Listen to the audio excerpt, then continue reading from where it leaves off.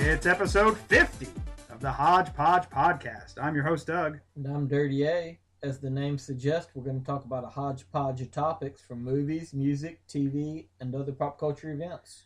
And on this anniversary episode, milestone episode, Okay.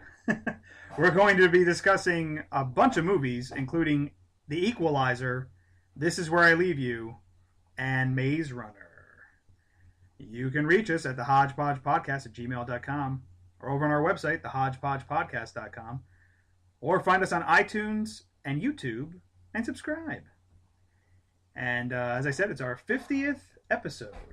It's a big deal. Technically, I guess it would be 51 because we did the Star Wars one, which was a bonus episode. Now I just ruined it. I'm sorry. Whatever. But this is number 50 in our milieu. We have a bunch of stuff to talk about, but one thing that we're really excited about that we just got yesterday was the trailer for Paul Thomas Anderson's Inherent Vice. Looks so good. It really looks good. It looks hilarious. Yeah. It looks like it's going to be going back to, and he said this because the novel is, by Thomas Pynchon, is like a comic detective novel, more comedy, so it's going to be going more towards Boogie Nights than his darker stuff like The Master and There Will Be Blood. Which is one of my favorites anyway. So. Yeah. So, Boogie Nights is fantastic. Quotable. Yeah. Yeah. The trailer's fantastic. It uses Let Me Take You Higher by Sly and the Family Stone. And when I heard that song and then the fact that it's crime, it gave me a real Quentin Tarantino vibe a little bit on the trailer. So Joaquin Phoenix is in it. He looks like he's going to be great as Doc Sportello. Yeah, he looks like his character is going to be very, going to have quite the personality. Yeah.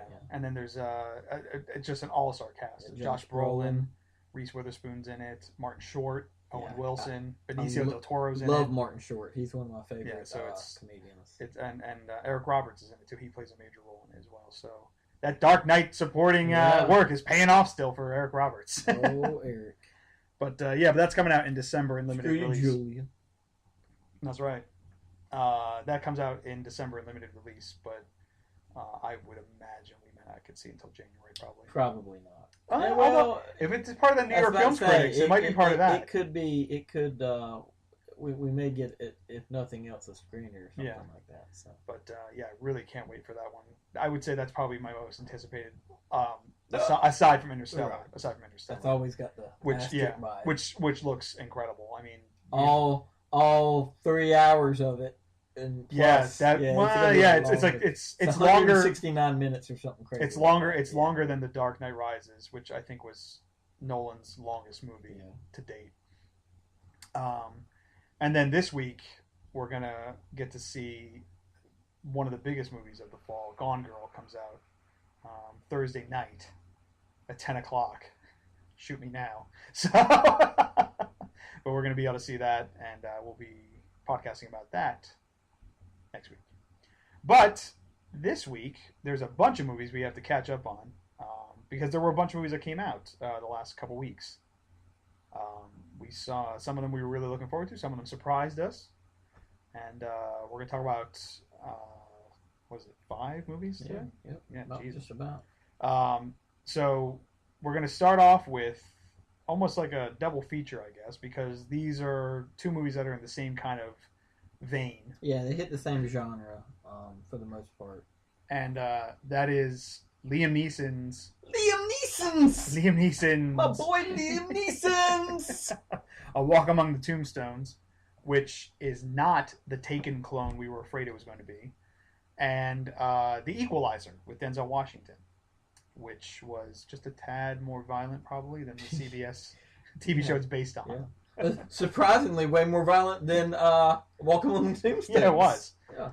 A Walk Among the Tombstones was based on a novel. Lawrence Block, he's a mystery writer, Block block. That's right. It's Black Block. Nice. And it's based on It's based on his novel Walk Among the Tombstones. But honestly, I was doing some research on it. The movie is really cobbled together from several different novels. Not a true to form adaptation. Right. The main story is from A Walk Among the Tombstones, but the character of like TJ, his introduction was like in a different novel, and there was like another thing that happened. You mean Astro?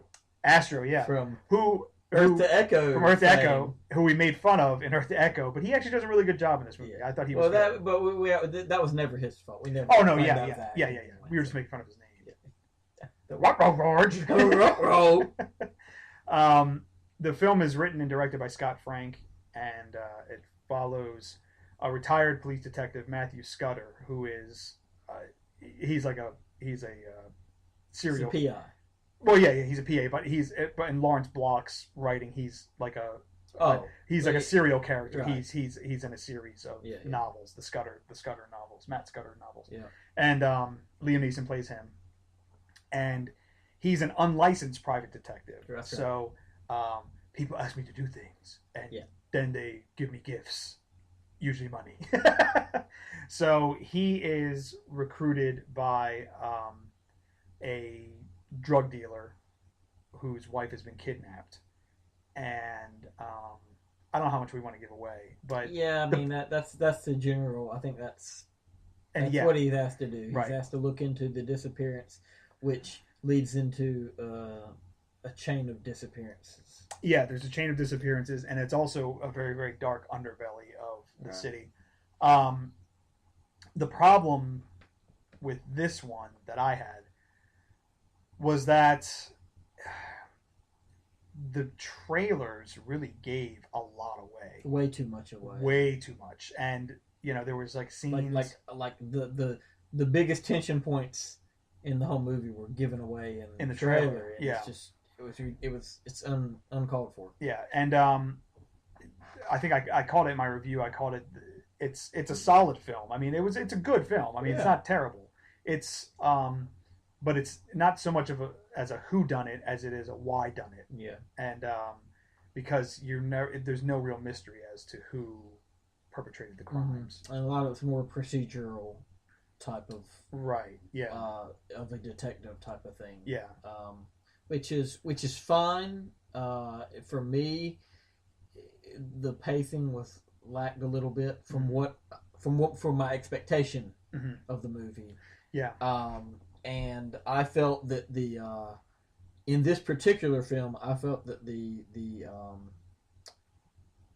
lack of that mystery of who done it was a mistake. I thought I get it because it's not like it's some twist. It's not like there's some twist about it. No, there really isn't. Yeah. But at the same time, it's just that mystery of not seeing the person or to the end, because maybe it could have been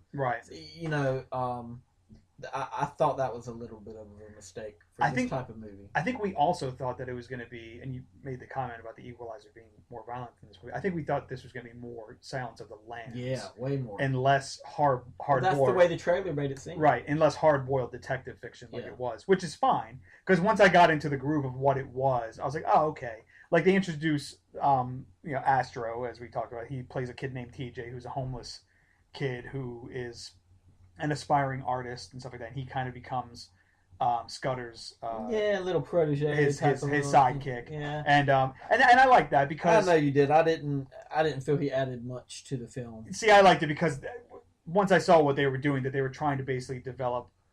He's no short round, okay? No, he's not. But they were basically trying to develop. It's a detective story. It's I understand what they were doing. But the reason why I compared to the Equalizer is because both of these movies, and we can talk about the Equalizer now, that both of these movies are really just franchise launchers. But they're well done franchise launchers, unlike another movie, which we'll talk about in a few minutes. But they're both solid films that really just establish the world and the character And then, I would look forward to seeing another Matthew Scudder movie with Liam Neeson in it. And it reminded me a lot of, like, that's how I felt about, like, Jack Reacher with Tom Cruise. I was like, this was a solid movie. And I would look forward to see another Jack Reacher movie with Tom Cruise, which I think they are making. They are doing a sequel. I don't know if they've commissioned a sequel to this one yet. I do know that they've commissioned a sequel for Equalizer though. Equalizer do they actually? Yeah, that's already gonna come along. Yeah, this is absolutely one of those films that could go either way, and I'm sure they counted on that based on box office numbers. Probably. He's got another sequel coming out. Yes. So the trailer for Taken 3 just broke. Oh God. So.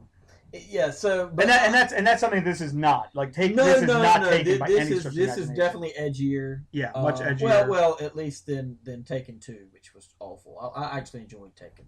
I thought it was okay. Very well paced action movie for what it was. But yeah, this is definitely not in that same vein. This is just a grizzled ex detective turned private dick turned into a private dick, and this is kind of it shows you his past as to why he got to where he is, and like you said, a lot of exposition and narrative is to setting up his character as much as it is the film. Right. And most of this works. I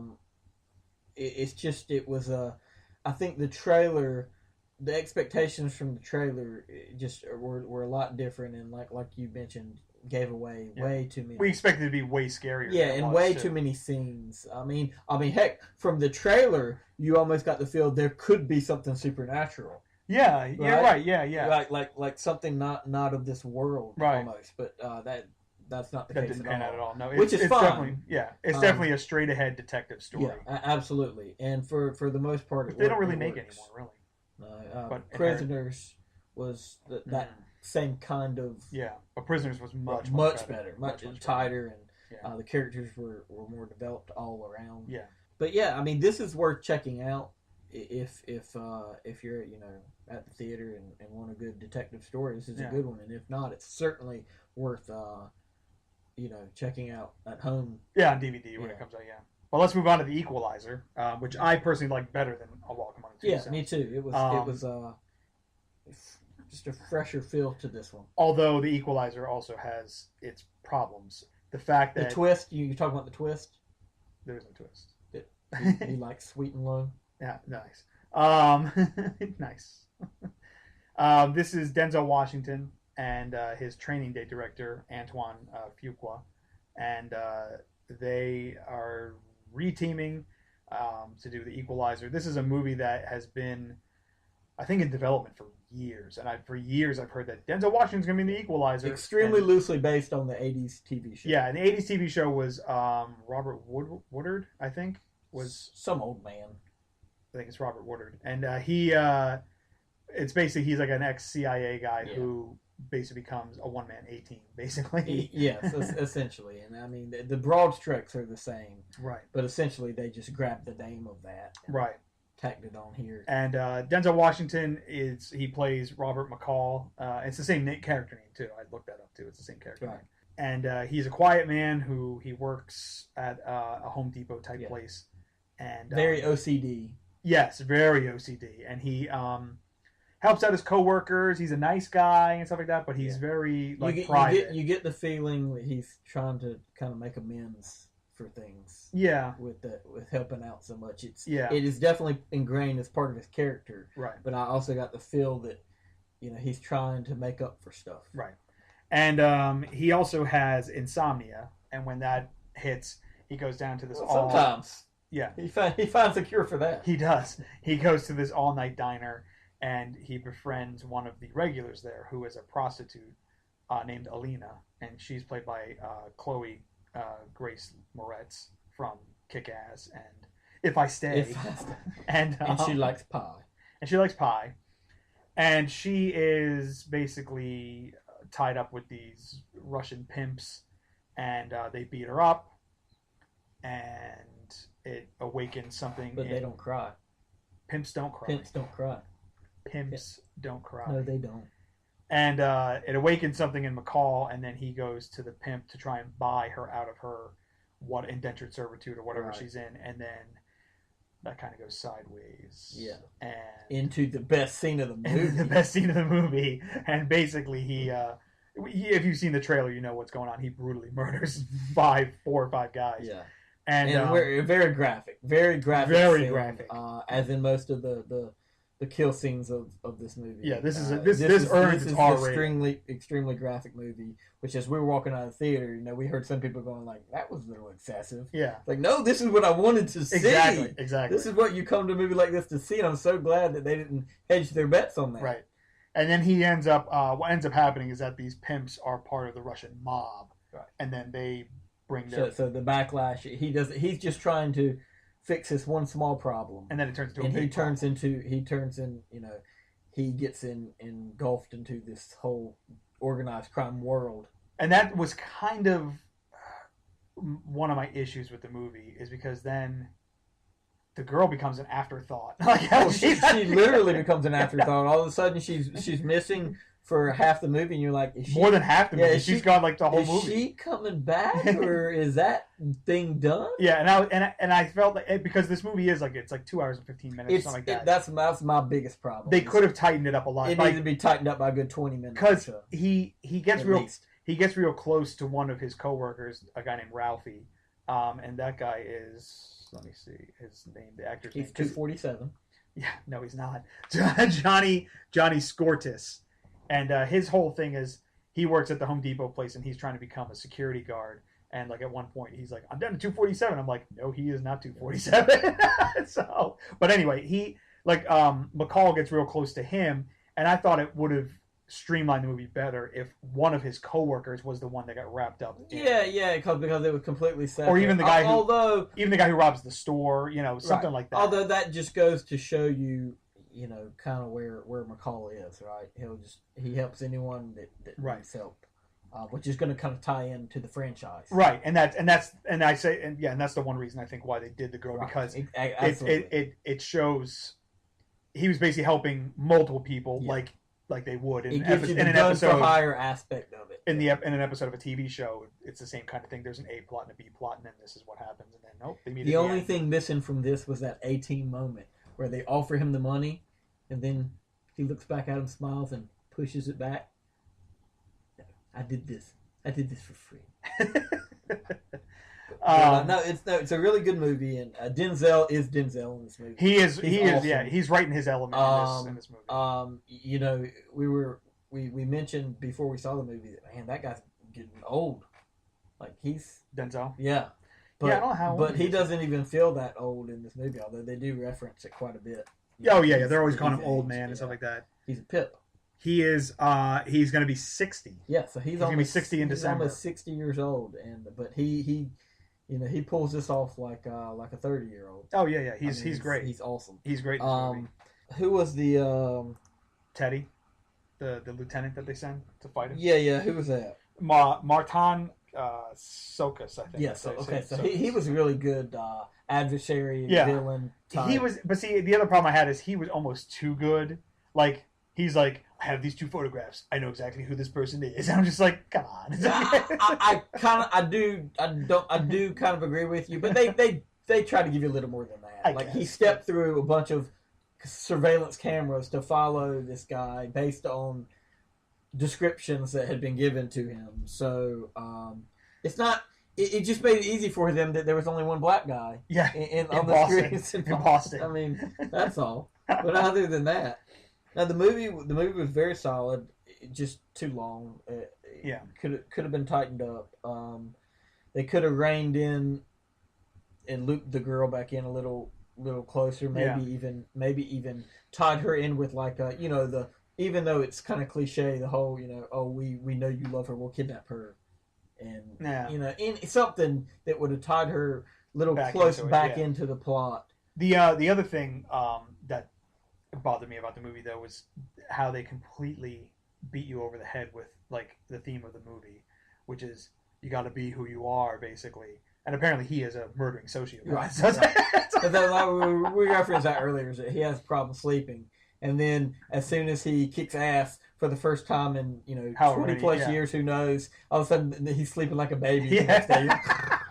It just shows him. But it's like, I was thinking about it when I was writing my review. It's kind of like the Batman conundrum. It's like Batman, he doesn't murder anybody, but he is like a sociopath. So it's like, it's a fine line, and basically that's what McCall becomes. He becomes just a straight up vigilante. Well, and I appreciated the subtleties that Denzel played his character with, like what they didn't beat you over the head with was things in in his personality, like his the reason why he stopped. Right. They don't go into the details, but it's just vaguely referenced. You figure it out through vague references and just in his demeanor. Right.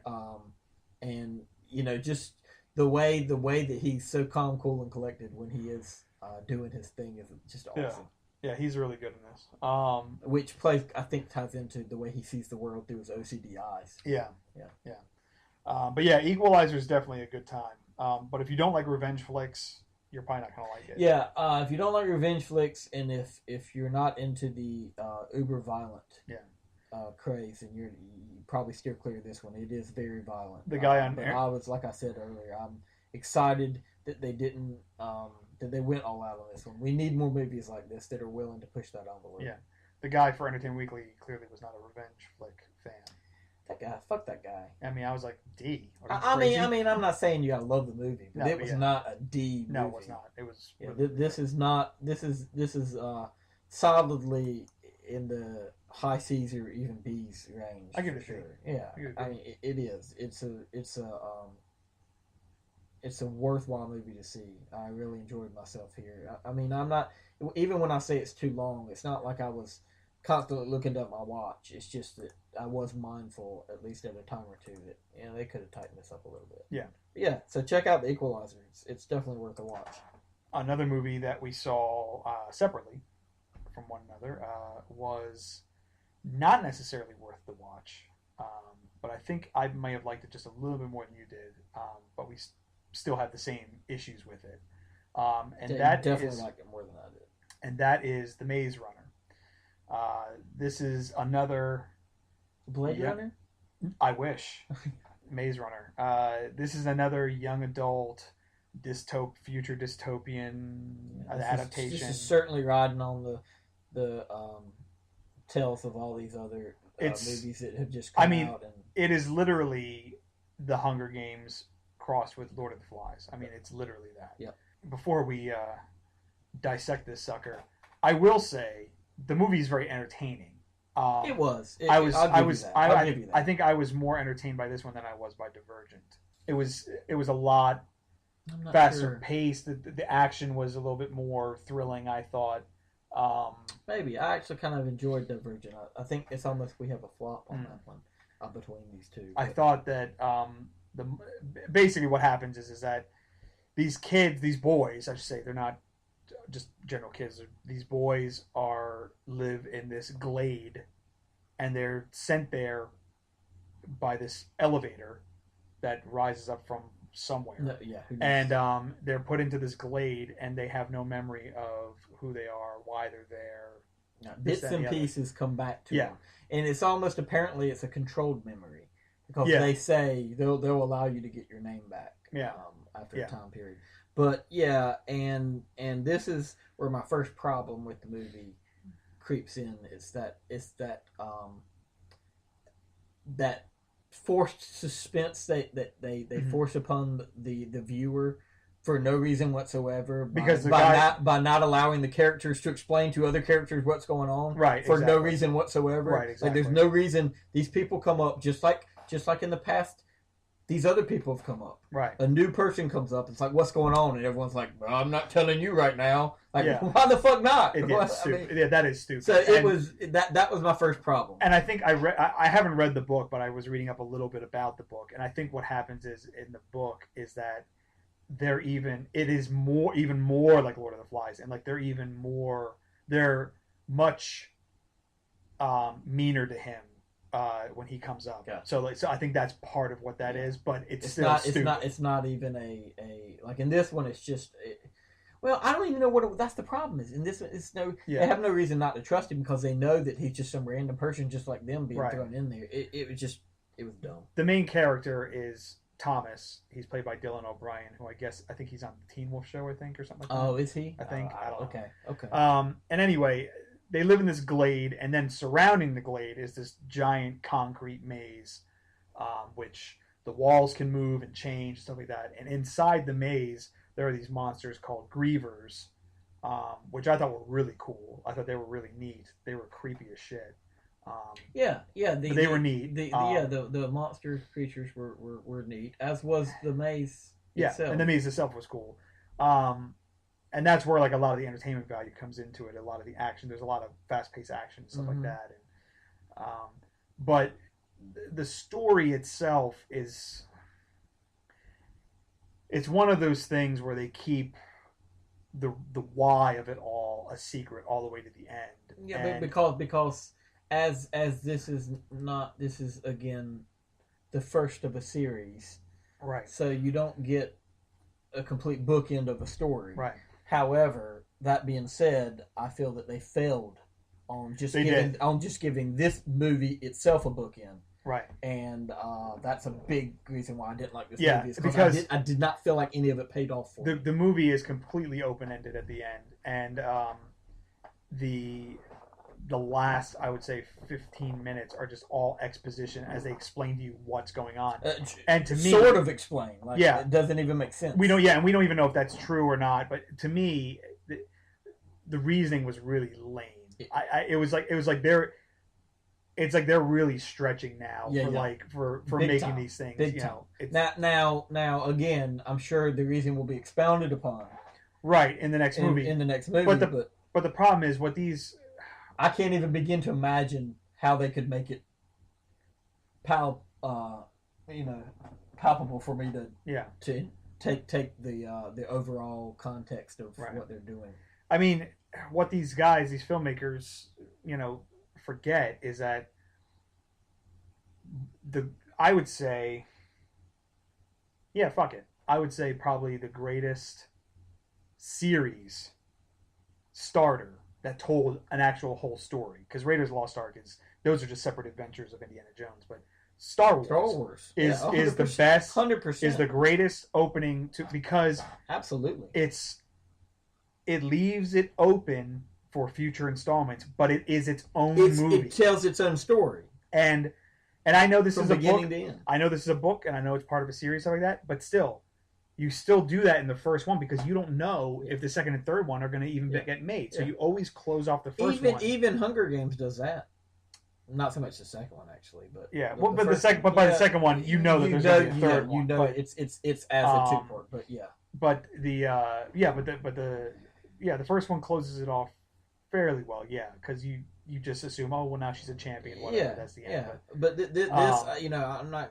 We don't want to give anything away, but it completely falls apart for me. It's completely open ended, and then the other thing is that the compressed timeline in this, these guys are like, some of them have been there for years, for up to 3 years, but this kid Thomas has been there for 3 days, and all of a sudden he's going crazy. He's tight with these guys like brothers now. Well, not only is he like brothers, but every other speech is, "How long have we been here? It's our time to get out." It's like, dude, you've been here for 3 days. Exactly. It's like a little camp out. Yeah, he is. By day 2, he's gung ho into the maze. Yeah, he's inexplicably ready to go into the maze and try and figure out what's going on. So it's weird. There's a girl in this. She's a plot device. She's a plot device and not even a character. Yeah. And I liked Will Poulter, who was in Meet the Millers. You didn't. He was. I was the whole movie. I'm trying to figure out where do I know this guy from, and then you later on you're like, the Waterfalls Kid. Hey, did you like the Waterfalls Kid? I was like, oh, that is where I know that guy from. Yes. He's good in this, but I felt that he devolved into generic villain. He was. They it looked like they were going to make him really nuanced. Like he was going to be like he was the bully, and then all of a sudden he was patting him on the back, and then he just turned into a generic villain. And then actually the other kid, Newt. Yeah, I remember hearing from Love Actually. He's the he's even kid in Love Actually. Even beyond that, he's Jojen Reed. Isn't that Jojen Reed from Game of Thrones? I think it's Jojen Reed. from Game of Thrones. One of Bran's companions. You're right. Yeah. The one thing I really did like about the movie was the multicultural cast. There was a it wasn't just white man save us. It was like there was multicultural and they all did stuff. But there's a lot of stuff in the movie that doesn't make sense. It happens kind of just to happen. Like there's a part like they explain how like if these grievers stab you, then you start to get this poison and then you go crazy basically. One of the kids gets stabbed, and then this other kid drags him back to the camp. I guess what you go crazy, but it's like almost like you start getting your memory back a little bit too. I think so. Yeah. It's weird. I don't know, but overall, it didn't work for me. And they never did explain how that guy came out of nowhere on the other side of the camp and had been. Yeah, they didn't explain that because he came from the other side of the maze, not from the maze, but he's just coming from the woods, and you're like, what? Like there was a part where like, and you've seen it in the trailer where Thomas. He runs in as the maze is closing. The entrance to the maze is closing. He gets in the maze. And then they're like, oh, we got to move. And I'm like, well, why don't you just hang out at the entrance of the maze because you know it's going to open in the morning. Yeah. And you have you have a defensible position behind you, to fight any creatures that come after you.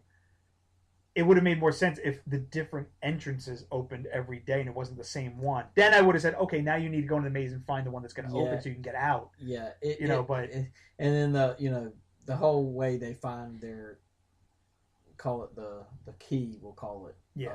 It's just very coincidental and the way they figure it out is even more coincidental. I mean, it's just you're right. There's definitely entertainment value here. It's just in line of all these young adult movies and stories. I throw this one at the tail end of them. Yeah, it's too bad. I thought it was going to be. And I'm not going to give up like on the series. I'll go see. Maybe they'll get better. I just they really this one left a bad taste in my mouth. It's Griever. Yeah, that's what it is. Yeah. Let's talk about a good one. Yeah, let's talk about something. Let's talk about a movie that we really liked. Again, though, it got mixed reviews. Yeah, it did. After seeing it, I'm a little shocked they were that mixed. Yeah, because I enjoyed it. I thought it was a pretty solid movie. It's one we've been looking forward to. Yes. So this is Where I Leave You, which is Sean Levy's new movie.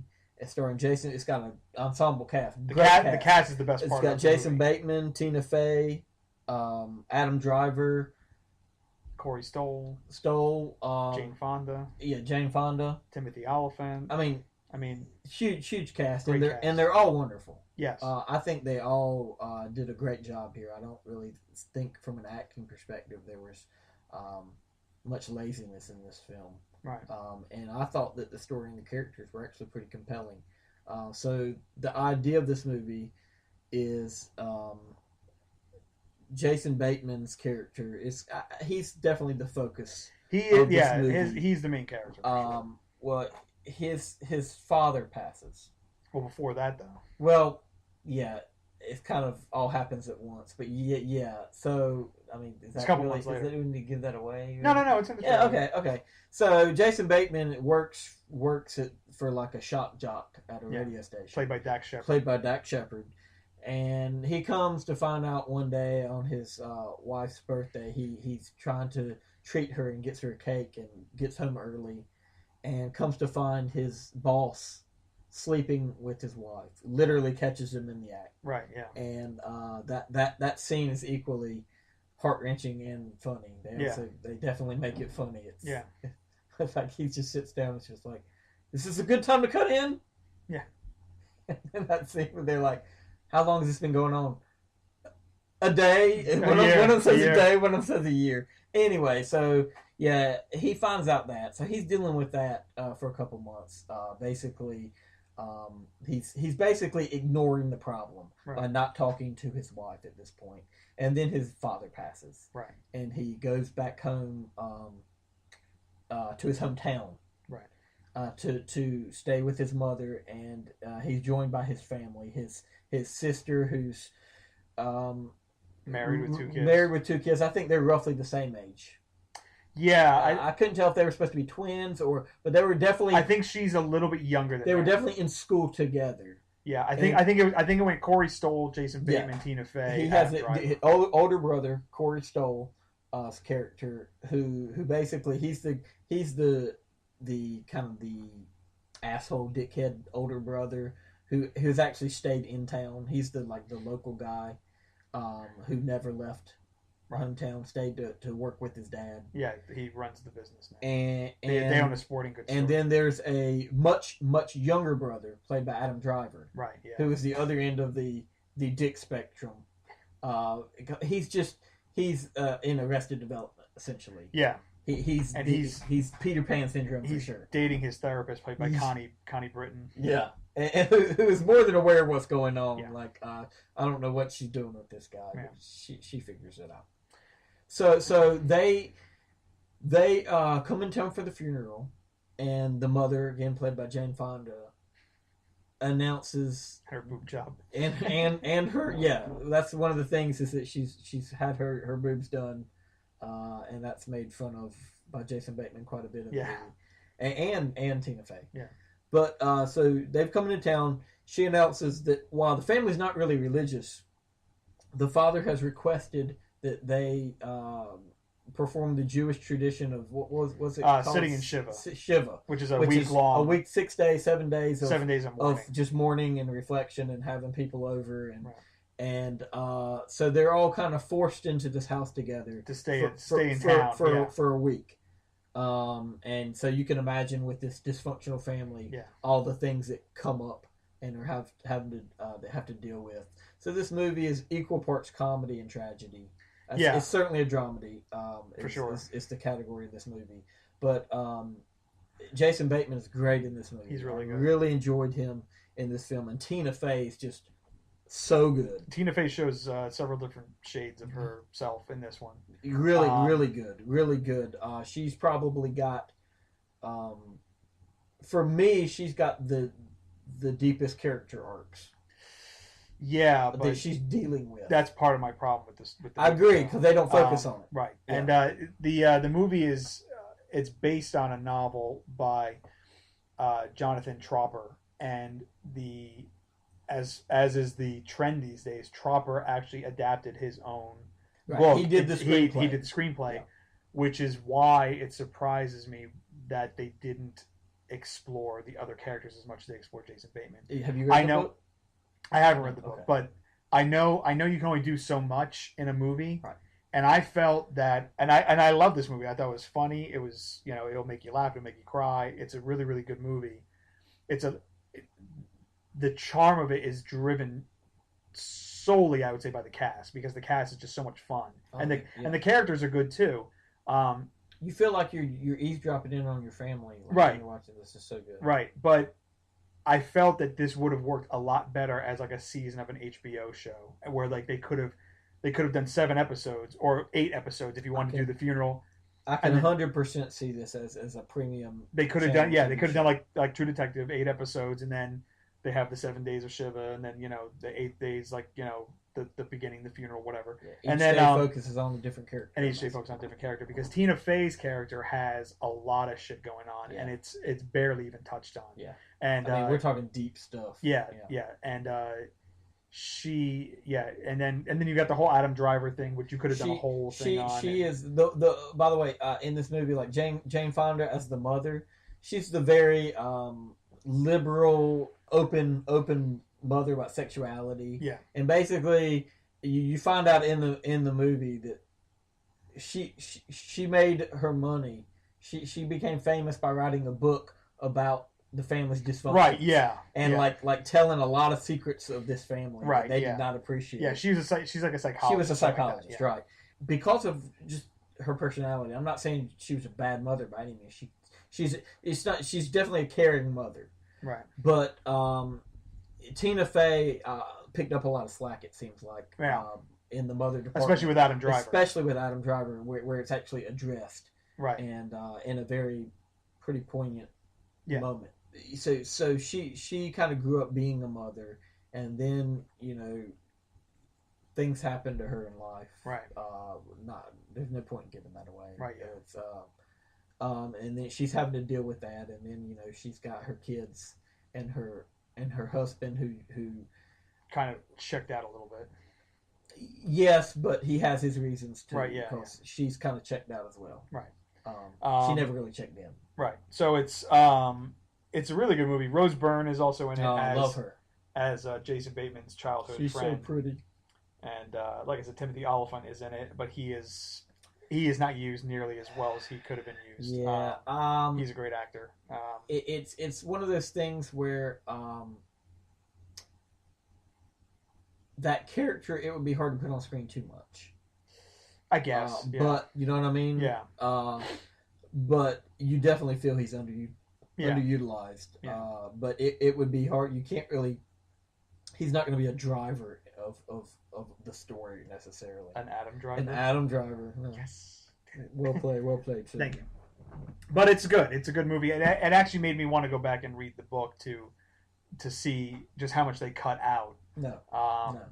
But again, we've said it before because we've talked about several movies that authors came in and wrote the screenplay for it, and I have to say, the one that still is the best for me is Perks of Being a Wallflower from a couple years ago. That's just fucking amazing. And it's a great movie. That's one of those coming of age movies. It just he wrote it and directed it. Wow. Yeah, that's so good. The only true part about this movie I didn't like, I don't think it's giving too much away, is that big chill moment where the sister-in-law comes down to Jason Bateman. Oh yeah. That was unnecessary because they kind of foreshadowed that. They kind of foreshadowed right, that. But they could have done something else with that instead of that. Right. They kind of foreshadowed that. So I did not like. I'm not saying it didn't work in the story. I didn't have a problem with that. I didn't care. I thought they set that up well enough that and then the reason why. Oh, for sure. No, it's totally... No. They give you the reasons and the backstory and everything. It just, for me, well, not just the backstory, but like what's going on. No. At that point. No. But he's fertile. So that's This Is Where I Leave You. It's in theaters now. It just came out on the 19th of September, so it's still out there. But this is not where we're going to leave you. No, it's not, because we saw one more movie just the other day. When did we see that? Sunday, right? Yeah, Sunday. Was it Sunday? No, it couldn't have been Sunday. Friday? It's Friday. Friday. Yeah. My days are all screwed up in my head. We saw an independent movie that is getting a lot of buzz, and mainly because the two actors that star in it are not known for doing a movie like this. It's called The Skeleton Twins, and it stars Bill Hader and Kristen Wiig from Saturday Night Live. It also has Luke Wilson in it as Kristen Wiig's husband. He's so funny.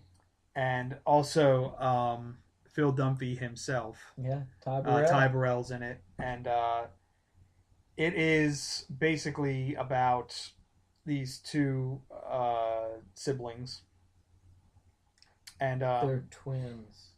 Are they twins? No, I don't think so. I don't even know if they. I thought she was a little bit older. I think she might have been a little older. I'm not sure. And basically, the movie opens with Bill Hader, who is having a rough time, and he attempts suicide. And Kristen Wiig gets the call as she's about to attempt suicide herself. So it's a real cheery flick. Yeah. That's the opening. Yeah, that's the opening. And so she goes to L.A. to go get him, and then she brings him back to upstate New York. And it basically goes from there, and it delves into her problems that she's having with her marriage to Luke Wilson. It goes into his problems that he's having. And the story really plays out over the whole movie, and different things are revealed, and you're like, oh, and it really plays out. And it's really good. It's really touching, really funny. These two have, because of their years on Saturday Night Live, they have great chemistry together. It was just really, really good. I don't want to give anything away on it. It's really, really worth your time if you can catch it. You know what I appreciate about this movie? Bill Hader's character, he plays an openly gay man. Yeah. But they didn't use that in the traditional way they might, and making it a family dysfunction type of thing. He was always you got the feeling he was always accepted for that. And that to me was great. Yeah, for sure. It plays into it for sure, but it wasn't on the family side in that aspect. They do something a little different with it. Right, yeah. And I appreciated that a lot, that they didn't go the easy route with that. Yeah, they really, they never really have it like where he's like shunned because he's gay or anything like that. No, it's like, I mean, there's several scenes when he's a little boy where he's dressing up like a girl. His father's there. His father's right there. Totally accepting of it. Absolutely. And stuff like that. So, you're right. That was really cool about it. It's just a really sweet movie, but it's a really, really dark movie. Oh, very dark. Yeah. And just really, really good. And I'm not a big Kristen Wiig fan. Yeah. But she hits this one. She doesn't oversell anything. She's not that Kristen Wiig SNL personality. And that's what I liked about her in this, and that's also what I liked about her in Bridesmaids, because she was actually playing a real person, in Bridesmaids. But when she plays, like when she's like an anchor man and she's playing Kristen Wiig, the character, it's nowhere near as good. No. But when she plays a normal person, she's really good. I agree. So they're both great. Luke Wilson's great as, which says a lot to her. She's a real actress. She can be a real actress. Yeah, she can. Luke Wilson's great in this. Yeah, I thought he was. I really appreciated his character. Ty Burrell is nothing like Phil Dunphy in this movie. No, it's not that he's weak in this. It's just well, they keep his character a little bit under wraps. For reasons they don't really allow you to really see into his character too much. Yeah, which is not about him either. So right, yeah, he's a kind of a plot driver in that aspect. Joanna Gleason plays their mother, who pops in for a visit. She is insufferable. They don't get along well with their mother. Since their dad passed. Yeah, he does more than Kristen Wiig does. Well, I don't know. I think he may tolerate her more than Kristen Wiig. I don't think that they get along necessarily. Right. And she has this brand new family. Yes. That she apparently dotes over, but it's like these two kids she's completely forgot about. Yeah. And she's very, very like new agey, hippie. Very crystals and astrology and all that good stuff. But yeah, she's a bitch. I mean, very, very subtly played bitch, but a bitch nonetheless. It was a very objective call. Thank you. But yeah, definitely, like I said, we don't want to give too much away about it, because the joy in this movie is really watching it. Yeah, this is a character-driven movie. Yeah, it's a character. Anything you give away, kind of is going to detract from the overall film, which is definitely worth seeing. Yeah. I was looking forward to this film. I'm not going to say it exceeded expectations, but certainly met expectations. Yeah. I thought it was better than it was better than I thought it was. Yeah, I think I was slightly better. I was expecting this. I was expecting to enjoy this. I think more than you. Yeah. But I think people should definitely check this out. I'm not sure how review wise. I think it did well, right? 7.5 on IMDb. I don't know how accurate that is. But it's one to check out. It's a bit of a downer, so it's not one to go check out if you're in a rotten mood. But but it's worth seeing. I always tout these indie films like this if they're good, because these are the films that really make the industry better. Yeah, for sure. Yeah, they really do. So check this one out. It's worth seeing. And Bill Hader's always great, whether he's in a small role or big role. This guy's great. Yeah, Bill Hader is. I mean, he's a good surprise in this one. Your favorite scene is that the little montage, not really a montage, like the little music number. Oh, that was hilarious. Yeah, that was so funny. Yeah, which they show you a little bit of that in the trailer. Yeah. But that's a great little scene. Yeah, it's at a 74 on Metacritic, so it's which is solid. Yeah, it's a solid movie. So definitely check out Skeleton Twins. Unless you absolutely cannot stand Bill Hader or Kristen Wiig, then maybe don't check it out. But see, what I'm saying is, even if you absolutely hate them, I still say check it out because they're not. Yeah, they're not playing. They're not playing. Yeah, he's not playing Stefan. No, he's playing a real person. These are real people. Right. They're not accentuating anything. They're real people. It's very subtly done. You know, they're two people who are depressed, but it's not like this daily depression that's just a character of its own. You know, right? You know, they're going about their lives, but you know, deep down that they've got issues that they need to confront. So check out Skeleton Twins. One that you did not see because it is what it is, and that I absolutely had to see last week was Kevin Smith's Tusk. And I'm not going to go into. I won't go delve into a full review here. Since you did not see this movie, although I think you should. No, good. I think. Look, is this movie dumb? Of course, it's dumb. Does this movie have a man walrus? Of course, it does. And man walrus trumps dumb plot. Always. Apparently, it also got him financing for Clerks 3. It did. I was going to lead into that. Yeah, and this movie, even though it was a box office stinker, is allowing him to make Clerks 3. And Critical Bomb. Yeah. By the way, he did not do... But a movie like this is not supposed to do well critically. But Michael Parks, he plays the villain in this. Awesome. He's just kind of a real nice, creepy character. Mm-hmm. And then Justin Long plays a shock jock who has a podcast with his buddy. And... he goes to Canada to actually interview someone for a different story, and that doesn't pan out for certain reasons. So he's on the hunt for another story, to which he finds in a bathroom stall a flyer for this man who has adventures to tell. Right. So he hightails it up to this guy's house, who the man is certifiably insane, who you soon find out, and drugs Justin Long, and then proceeds to turn him into a walrus.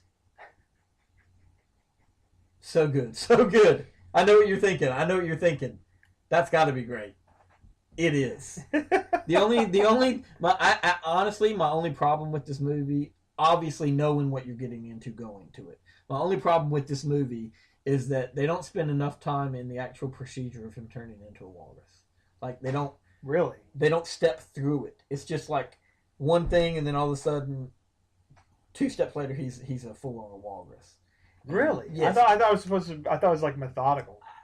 I mean, they give you the illusion that it's methodical, right? But they don't show that, and that's what this movie really needed, was that slightly gorier aspect of that, right? As a horror movie. But then Kevin Smith tried to, obviously, this is Kevin Smith. He's trying to make it just as funny as it is horrific, right? Right. Well, I mean, it's a man walrus. Of course, it's funny.